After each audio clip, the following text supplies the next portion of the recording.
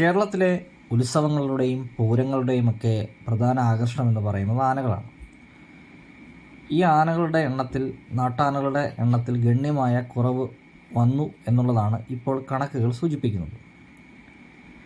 അതിൻ്റെ അടിസ്ഥാനത്തിൽ വരും കാലങ്ങളിൽ പൂരങ്ങളുടെയും ഉത്സവങ്ങളുടെയൊക്കെ നടത്തിപ്പ് വലിയ പ്രതിസന്ധിയിലാകും എന്ന കാര്യത്തിൽ യാതൊരുവിധ സംശയവും വേണ്ട. ഈ പ്രതിസന്ധിക്കൊരു പരിഹാരം എന്ന നിലയിൽ കേരളത്തിലെ ക്ഷേത്രങ്ങളും ആന ഉടമസ്ഥരും ആനപ്രേമികളുമൊക്കെ ദീർഘകാലമായി കേന്ദ്ര സർക്കാരിനോട് മറ്റ് സംസ്ഥാനങ്ങളിൽ നിന്നും ആനകളെ കേരളത്തിലേക്ക് കൊണ്ടുവരുന്ന രീതിയിലേക്ക് ഒരു നിയമ ഭേദഗതി ഉണ്ടാക്കണമെന്ന് ആവശ്യപ്പെട്ടിരുന്നു. അതിൻ്റെ അടിസ്ഥാനത്തിൽ കഴിഞ്ഞ നരേന്ദ്രമോദി സർക്കാർ വനം പരിസ്ഥിതി മന്ത്രാലയത്തിൻ്റെ കീഴിൽ ഒരു ബിൽ അവതരിപ്പിക്കുകയും അത് ലോക്സഭയിലും രാജ്യസഭയിലും പാസ്സാക്കുകയും ചെയ്തു. ആ ബില്ലിൽ 1971 ഉൾപ്പെടുത്തിയിരുന്ന ആനകളുടെ കൈമാറ്റവും ഗതാഗതവുമായി ബന്ധപ്പെട്ട നിയമത്തിൽ ഒരു ഭേദഗതി ചേർത്തു. അതായത് ഒരു ഉപവകുപ്പ് കൂടി ചേർത്തു. ഷെഡ്യൂൾ 1ൽപ്പെട്ട നാട്ടാനകളെ മതപരമായ ചടങ്ങുകൾക്ക് കൈമാറ്റം ചെയ്യുന്നതിനും ഗതാഗതത്തിനും അനുവദിക്കുന്ന ഒരു ഭേദഗതിയാണ് ആ ബില്ലിൽ ഉൾപ്പെടുത്തുകയും ലോക്സഭയിലും രാജ്യസഭയിലും അത് ചർച്ചയ്ക്ക് വരികയും അതിൽ കുറേ ചർച്ചകൾ നടക്കുകയും അതിൻ്റെ അടിസ്ഥാനത്തിൽ നിയമം ഉപവകുപ്പ് കൂടി ചേർത്ത് ഭേദഗതി ചെയ്യുകയും ചെയ്തു. പക്ഷേ പിന്നീട് ദീർഘകാലം കാത്തിരിക്കേണ്ടി വന്നു. കഴിഞ്ഞ മാർച്ചിലാണ് അതുമായി ബന്ധപ്പെട്ട മാനദണ്ഡം പുറത്തിറങ്ങിയത്. എങ്ങനെയാണ് ആനകളെ കൈമാറ്റം ചെയ്യുന്നതും ഗതാഗതത്തിനും അനുവദിക്കുന്നത് എന്നുള്ളത്. അതിൻ്റെ അടിസ്ഥാനത്തിൽ കേരളത്തിലേക്കും നാട്ടാനകൾ വരുന്നു എന്ന രീതിയിലുള്ള പ്രചരണങ്ങളൊക്കെ നടന്നു. പല ക്ഷേത്രങ്ങളും ആനകളെ നടക്കിരുത്തുവാൻ വേണ്ടിയിട്ടുള്ള ശ്രമങ്ങൾ ആരംഭിച്ചു. നിയമസഭയിൽ ഉൾപ്പെടെ നിരവധി ചോദ്യങ്ങൾ നാട്ടാനകളുടെ കൈമാറ്റവുമായി ബന്ധപ്പെട്ട് ഉണ്ടായി. പക്ഷേ ഇതുവരെയും കേരളത്തിലേക്ക് നാട്ടാനകൾ എത്തിയില്ല എന്നുള്ളതാണ് വസ്തുത. കേരളത്തിലേക്ക് നാട്ടാനകൾ എത്താതിരുന്നതിന് കാരണവുമുണ്ട്.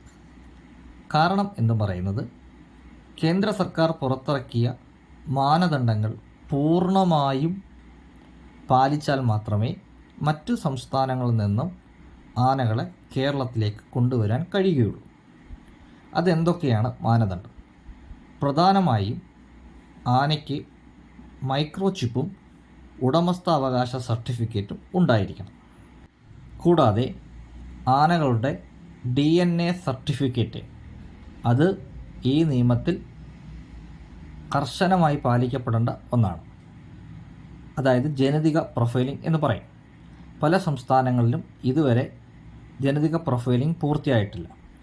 അതിനാൽ ആനകളെ അവിടെ നിന്ന് മറ്റൊരു സംസ്ഥാനത്തിലേക്ക് കൊണ്ടുപോകാൻ കഴിയത്തുമില്ല. കേരളത്തിലുൾപ്പെടെ ജനിതക പ്രൊഫൈലിംഗ് നാട്ടാനകളിൽ നടന്നിട്ടുമില്ല. അതിനാൽ കേരളത്തിലേക്ക് ആനകൾ എത്തുന്നതും കേരളത്തിൽ നിന്ന് ആനകൾ മറ്റ് സംസ്ഥാനങ്ങൾക്ക് പോകുന്നതും അനിശ്ചിതത്വത്തിലാണ്. കേരളത്തിലടക്കം ദക്ഷിണേന്ത്യൻ സംസ്ഥാനങ്ങളിൽ നാട്ടാനകളുടെ ജനിതക പ്രൊഫൈലിംഗ് നടത്താൻ വേണ്ടുന്ന കേന്ദ്രങ്ങളില്ല എന്നുള്ളതാണ് ഇതിൽ പ്രധാനപ്പെട്ട ഒരു കാര്യം.